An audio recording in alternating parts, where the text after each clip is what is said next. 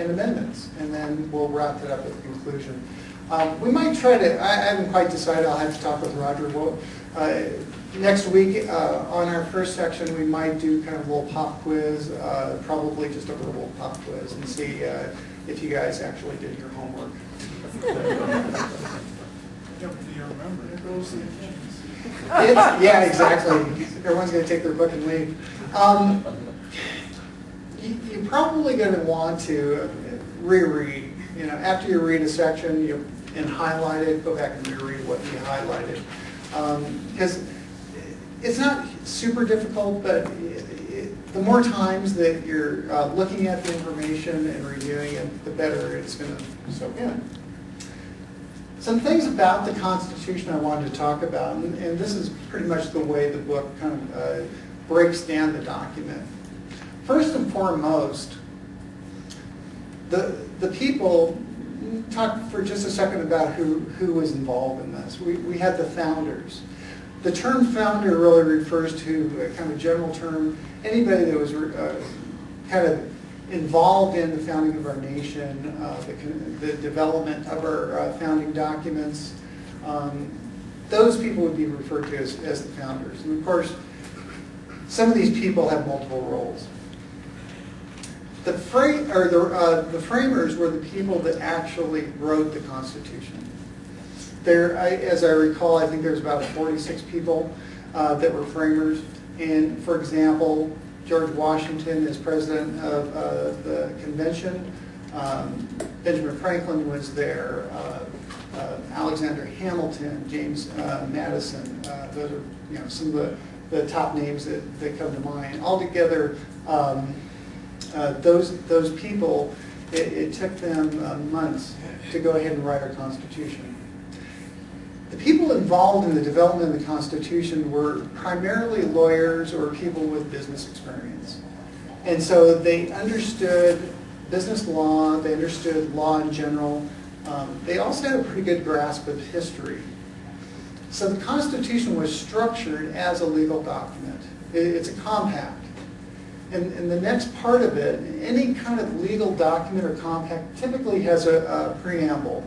And the preamble in the Constitution is, the first three words are "we the people." We the people are the grantors. In other words, we're granting the government the authority to manage our affairs as a nation.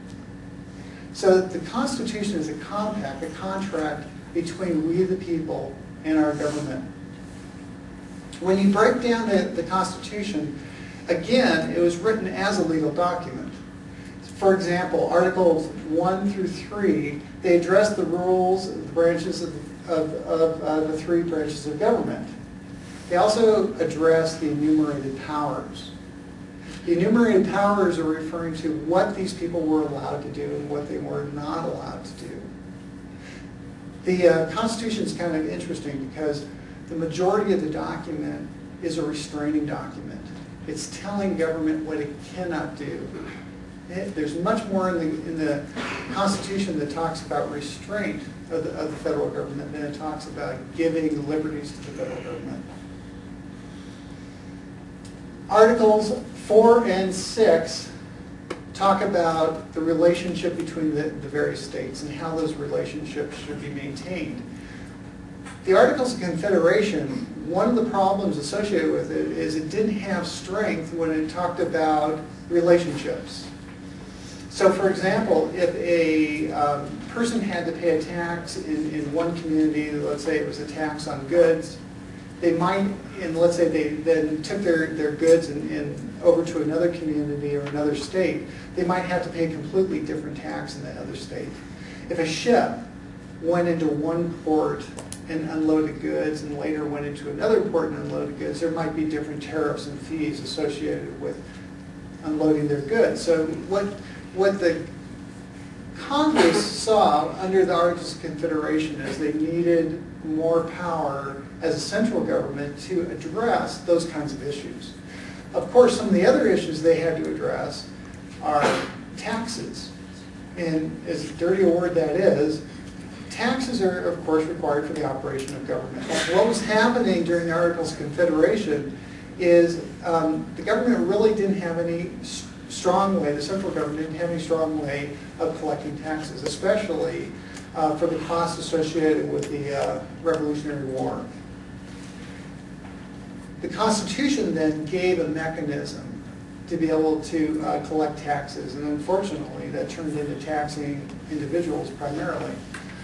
But prior to that, under the Articles of Confederation, the central government was trying to collect taxes and duties from the states, and that was like, you know, getting blood out of a turnip.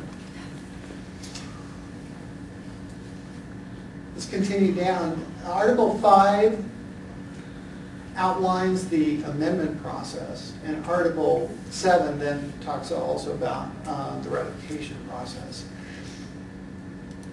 The Article 5 concept of being able to amend a document goes back to the 16th century England. Much of our Constitution, you know, these guys were really brilliant, but they didn't necessarily just invent our Constitution. Instead, what they did was they looked at history. They looked at Roman law, Greek law. They looked at especially English law. For example, our Congress and as far as the Senate and the House are really patterned after the House of Commons in England. So they tried to divide up the various powers based upon what had happened in history and what had worked in history. So for example, being able to amend the Constitution was a very important aspect, because the founders knew that they hadn't done a perfect job. They also knew that times might change, that situations might change. Madison referred to it as the amendment of errors, when you're talking about adding an amendment and trying to clarify issues that hadn't been thought of during the ratification of our Constitution. Also, when we're talking about the Bill of Rights, and you're talking about the ratification of our Constitution, it's kind of interesting because about half the states ratified or were willing to ratify the Constitution. About half the states of our 13 original states were not willing to ratify it until a Bill of Rights was guaranteed. And the Bill of Rights made up the first 10 amendments. So amendments 1 through 10 are the Bill of Rights. And actually, when James Madison wrote the Bill of Rights, he had 12. But the states only ratified the first 10. Or it wasn't actually the first 10. I think what we call right today the First Amendment was actually, in James Madison's list, was the Third Amendment.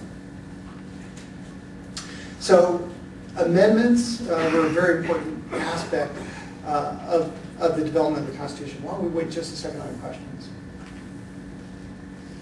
I wanted to talk a little bit about our founders' political or their core political values and principles. When we talk about the first couple paragraphs of our Declaration of Independence, those were inspired by a gentleman named John Locke. John Locke lived in the 1600s in England, and he was the one that talked about rights of people, natural rights, God-given rights, rights from the Creator. Oftentimes, people that would like to reduce the importance of the Constitution talk about it as no longer being relevant or a living document that is up for interpretation. They don't understand some of these principles that our founders had as far as looking at historical precedent, for example, John Locke's writing, and that government was not providing rights. It was natural rights that government cannot take away. Another aspect of our government system was that we'd have an effective government. I can see you're trying. Thank you, I appreciate that. I didn't think about grabbing the last one, thanks.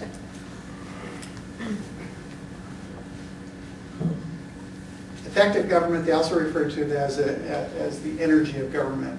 Effective government basically means that it can do things for the people. So, for example, it can provide a standing army and it can provide a navy for protection. It can ensure these unalienable rights